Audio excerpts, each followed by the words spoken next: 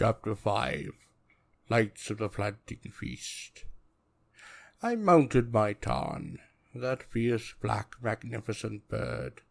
My shield and spear were secured by saddle straps. My sword was slung over my shoulder. On each side of the saddle hung a missile weapon, a crossbow with a quiver of 12 quarrels or bolts upon the left, a longbow with a quiver of 30 arrows upon the right. The saddle pack contained the light gear carried by raiding Tarnsmen, in particular rations, a compass, maps, binding fiber, and extra bowstrings. Bound upon the saddle in front of me, drugged, her head completely covered with a slave hood buckled under her chin, was a girl. It was Sana, that tower slave whom I had seen upon my first day in Gor. I waved farewell to the older Tarl and to my father, drew back upon the one strap, and was off, leaving the tower and their tiny figures behind me. I leveled the Tarn and drew upon the 6th strap, setting my course for R. As I passed the cylinder in which Torm kept his scrolls, I was happy to catch a glimpse of the little scribe standing upon his rough-hewn window. I nearly realized that he might have been waiting there for hours. He lifted his blue-clad arm in a gesture of farewell. Rather sadly, I thought. I waved back at him, and then turned my eyes away from Korva and toward the hills beyond. I felt little of the exhilaration I had left in my first soaring venture upon the back of the Tarn. I was troubled, and I was angry, dismayed upon the ugly details of this project before me, and I thought of the innocent girl bound senseless before me. How surprised I had been when she had appeared upon the small room outside the chamber of the council. She had knelt upon his feet in the position of the tower slave, as he had explained to me the plan of the council. The power of Marlenus, or much of it, lay in the mystique of victory that had never ceased to attend him, acting much like a magical spell upon his shoulders and the people of his city. Never defeated in combat, the Ubar of Ubars. He had boldly refused to relinquish his title after a valley war some 12 years ago, and his men had refused to withdraw from him, refused to abandon him to their traditional fate of an over-ambitious Ubar. The soldiers and the council of his city had succumbed to his blandishments, his promises of wealth, and the power of R. Indeed, it seemed their confidence had been well placed, for now R, instead of being a single beleaguered city, like so many others upon Gor, was a central city, in which were kept the homestones of 12 hitherto free cities. There was now an empire of R, a robust, arrogant, warlike polity, only too obviously involved in the working of dividing its enemies and extending its political hegemony city by city across the plains, hills, and deserts of Gor. In a matter of time, Korvar would be forced to match its comparative handful of townsmen against those of the empire of R.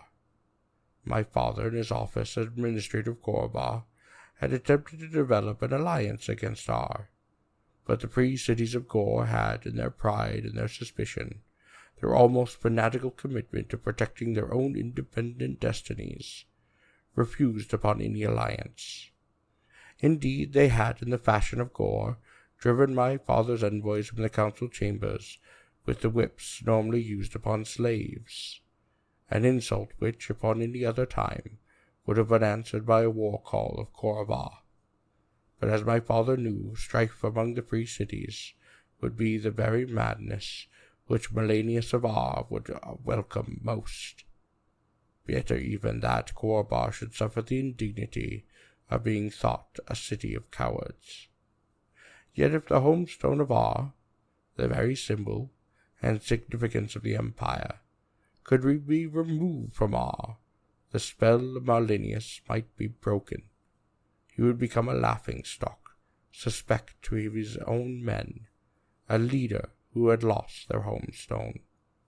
He would be fortunate if he was not publicly impaled. The girl on the saddle before me stirred. The effect of the drug was wearing off. She moaned softly and leaned back against me. As soon as we had taken flight, I had unfastened the retaining straps upon her legs and upon her wrists, leaving only that broad belt which lashed her securely to the back of the Tarn. I would not permit the plan of the council to be followed completely, at least not in her case, even though she had agreed to play her part in the plan, knowing that it meant her life.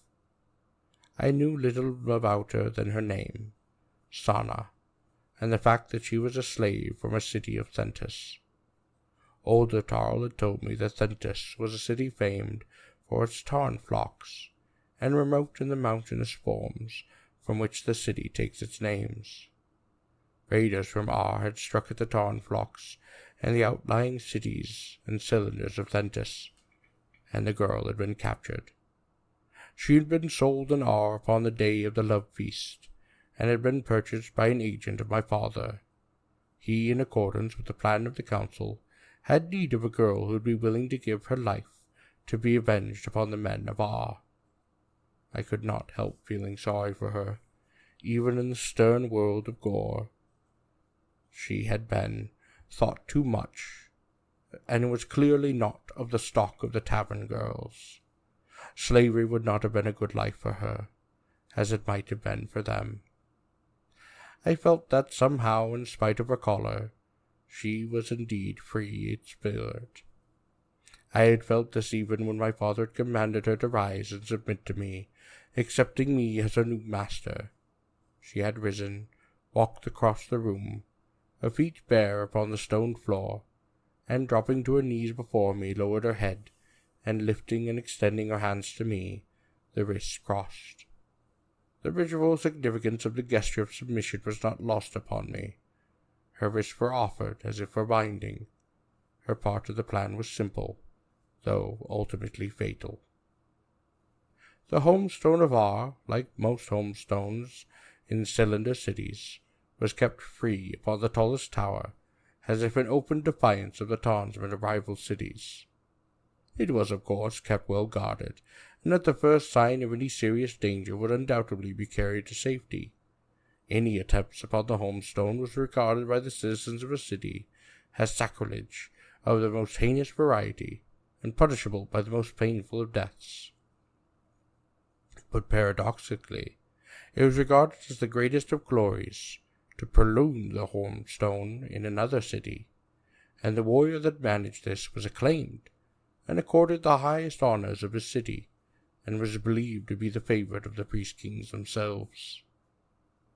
The homestone of a city was the center of various rituals. The next would be the planting season of Sartana, the life-daughter, celebrated early in the growing seasons to ensure a good harvest.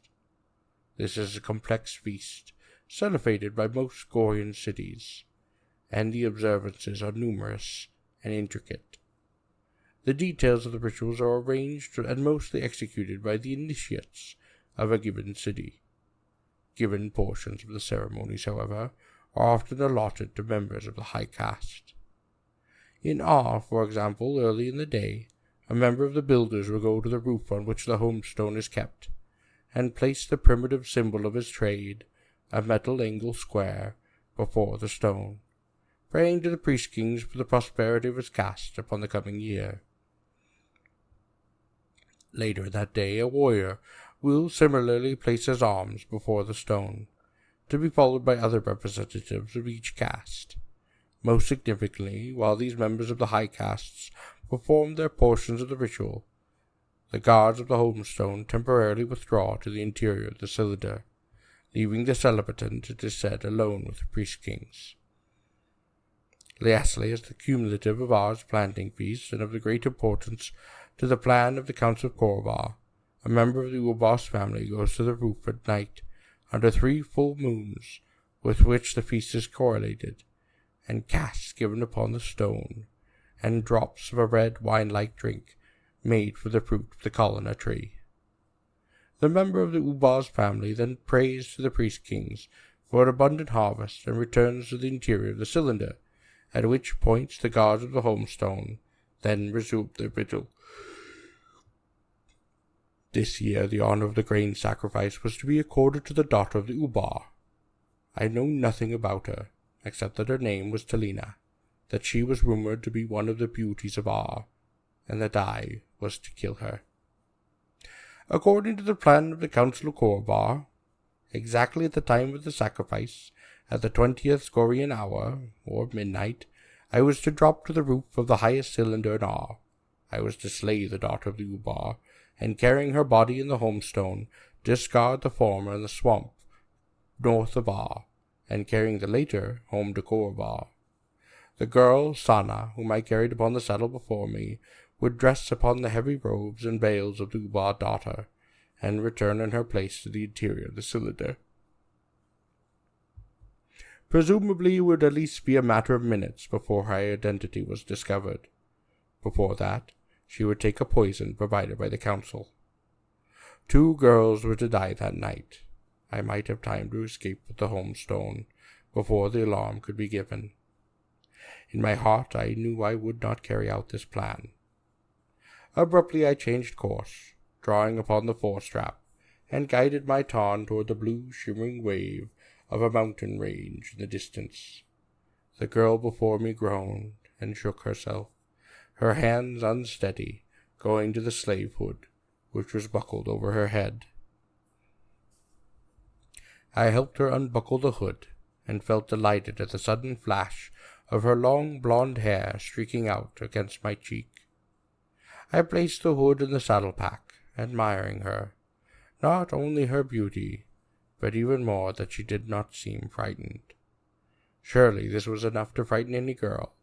The height at which she now found herself, the savage mountain upon which she rode, and the prospect of the terrible fate that she believed awaited her at our journey's end.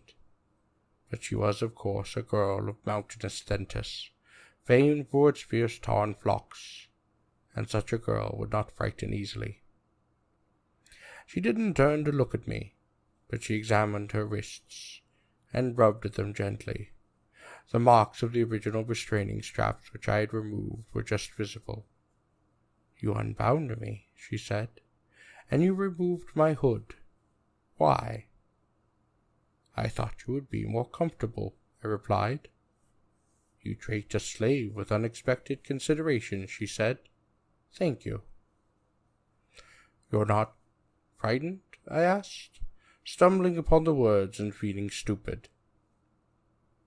"I mean about the Tarn. You must have ridden Tarns before." I was frightened my first time. The girl looked back at me puzzled. Women are seldom permitted to ride upon the back of Tarns. In the carrying of baskets, but not as a warrior rides. She paused, and the wind whistled past. A steady sound mingled with the rhythmic stroke of the Tarn's beating wings. "You said you were frightened when you first rode a Tarn?" she said. "I was," I laughed, recalling the excitement and the sense of danger. "Why did you tell the slave that you were frightened?" she asked. "I do not know," I replied. "Simply that I was." She turned her head away again, and looked unseeingly upon the head of the great Tarn as he ploughed upon the wind. "I did ride once before upon the back of a Tarn," she said bitterly, "to Ar, bound across that saddle, before I was sold in the street of Brands." It was not easy to talk upon the back of the great Tarn, with the wind, and besides, though I wanted to communicate with the girl, I felt I could not. She was looking at the horizon, and her body tensed. "This is not the way to Ar," she cried. "I know," I said. "What are you doing?" She turned bodily in the straps, looking upon me, her eyes wide. "Where are you going, master?" The word master, though it had come appropriately enough from the girl who was legally at least my property, did startle me. "Don't call me master," I said. "But you are my master," she said. I took from my tunic the key my father had given me, the key to Sana's collar. I reached the lock behind her neck, inserted the key, and turned it, springing open that mechanism. I jerked the collar away from her throat, and threw it and the key away from the Tarn's back, watching it fly downward in a long and graceful parabola. "You are free," I said. "We are going to Thentis." She sat before me stunned. Her hands were unbelievingly at her throat. "Why?" she said. "Why?" What could I tell her? That I had come from another world?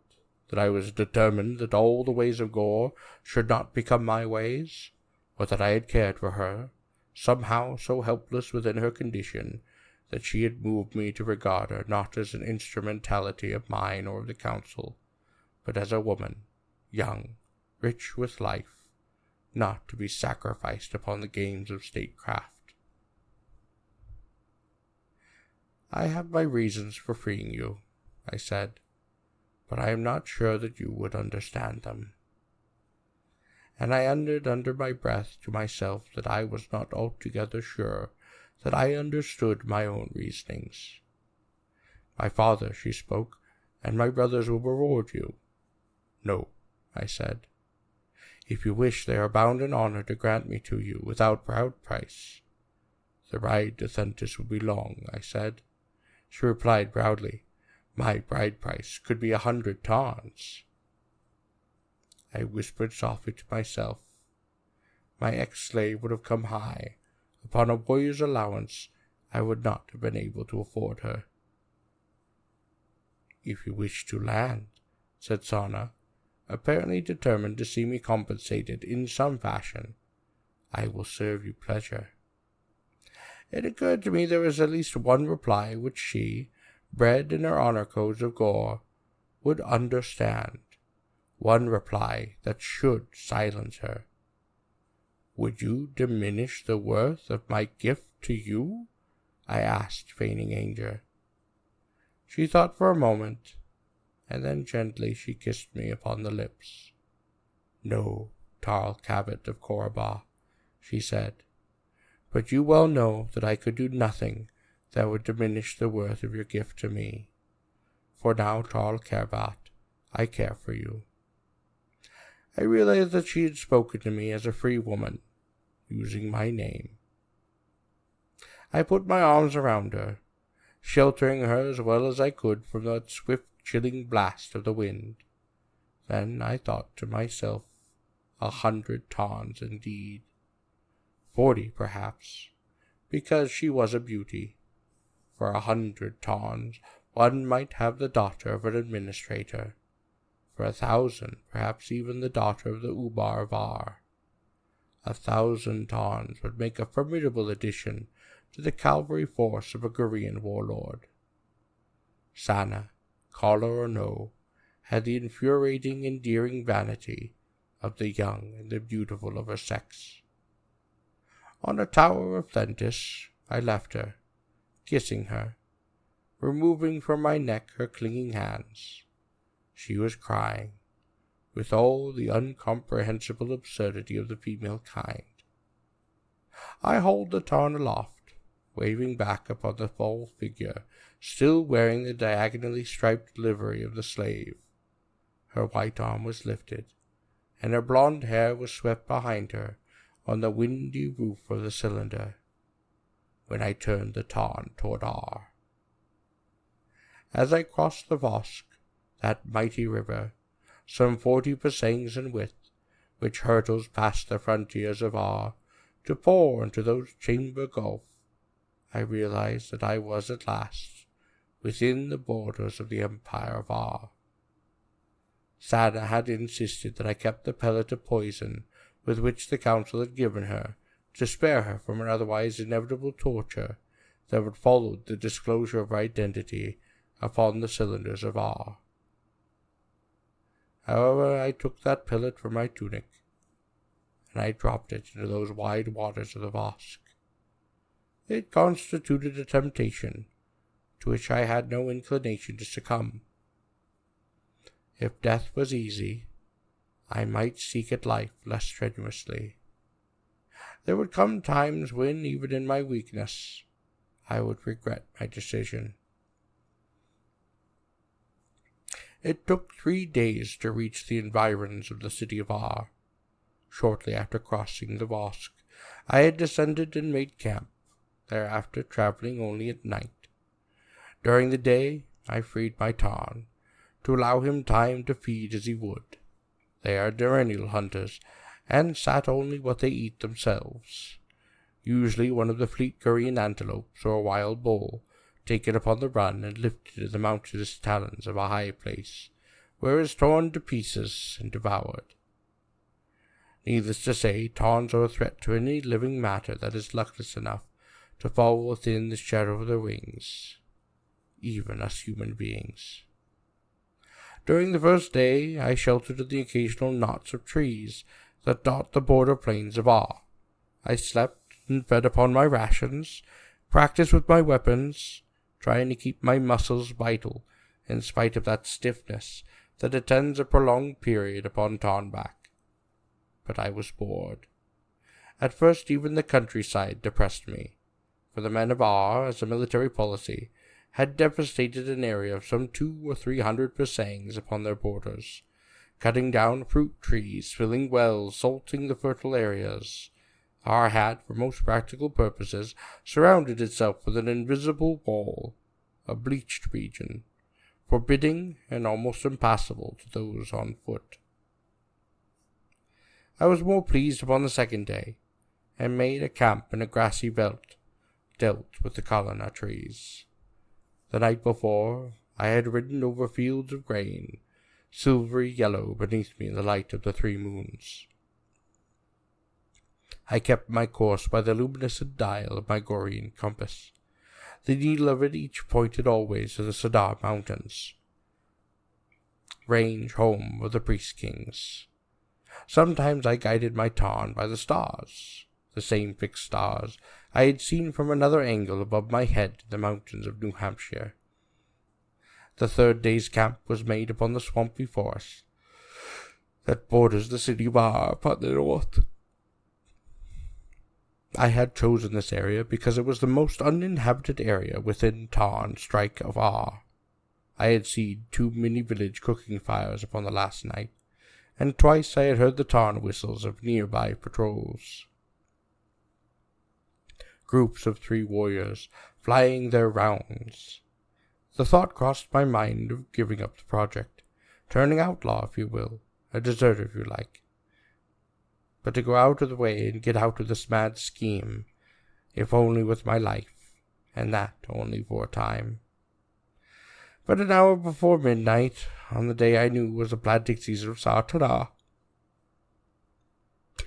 I climbed once more to the saddle of my Tarn. I drew back upon the one strap, and rising above those lush trees of the swamp forest, when almost simultaneously I heard the raucous cry of the patrol leader of Ar. We have him. They had followed my Tarn, trailing it back from its feeding upon the swamp forest, and now, like the points of a rapidly converging triangle, the 3 warriors of Ar were closing in upon me. They apparently had no intention of taking me prisoner. For an instant after the shout, the sharp hiss of a bolt from a crossbow passed over my head. Before I had time to gather my senses, a dark winged shape had materialized in front of me, and in the light of those 3 moons I saw a warrior on a Tarn passing, thrusting out with his spear. He would have struck home had not my Tarn veered wildly to the left, almost colliding with another Tarn and its riders, who fired a bolt that sank deep within the saddle-pack, with a sound like slapping thunder. The 3rd of the warriors of Ar was sweeping in from behind. I turned, raised the Tarn goad, which was looped upon my wrist, to ward off the stroke of his blade.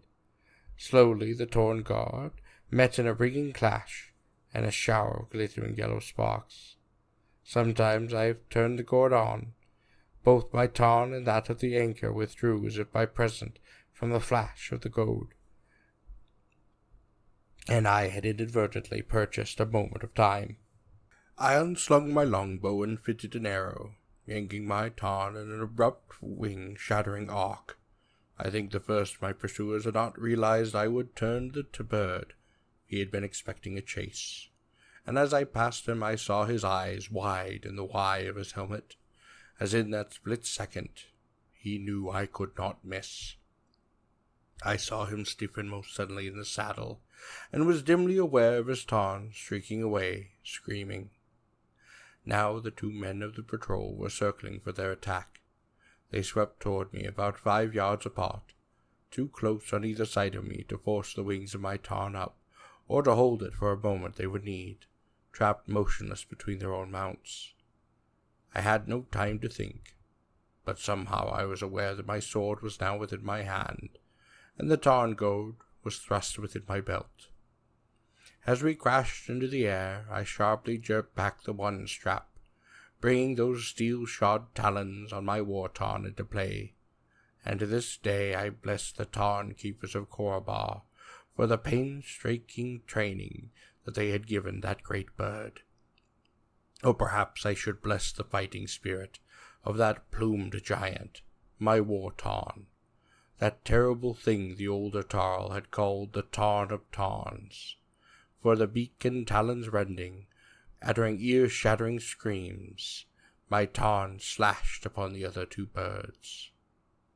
I crossed swords with the nearer of the 2 warriors in a brief passage that could have lasted only an instant.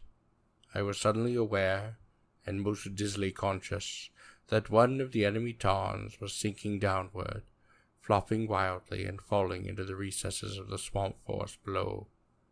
The other warrior pulled his Tarn about as if for another passage at arms. But then, as if suddenly realizing that his duty was to give the alarm and not to avenge, he shouted at me in rage, and wheeling his Tarn, streaked for the lights of Ar. With his start, he would be confident. I knew that my Tarn could overtake him easily, and I brought him into line with the retreating speck, and I gave him his rein. As we neared the fleeing warrior, I fitted a second arrow to my bow, but rather than kill the warrior, I loosed that arrow into the wing of his Tarn. The creature spun about and began to favor that injured wing. The warrior could no longer control the mount, and I saw the Tarn dropping awkwardly, descending in drunken circles to that darkness below. I drew back upon the one strap, and when we had climbed to a height where my breath came in gasps, I leveled our course for Ar. I wished to fly above the normal patrol runs when I neared Ar. I crouched low upon the saddle, and hoped that the speck against a moon, which might be seen by the watchmen of those outlying towers, would be taken for a wild Tarn, flying high over the city. The city of Ar must have contained more than 100,000 cylinders, each ablaze with the lights of that planting feast. I did not question that Ar was the greatest city of all known Gor, for it was magnificent and beautiful city, a worthy setting for that jewel of empire, that awesome jewel that had proved so tempting to its Ubar, that all-conquering Marlenus. And now, down there, somewhere in that monstrous blaze of light, was a humble piece of stone, the home stone of the great city, and I must seize it.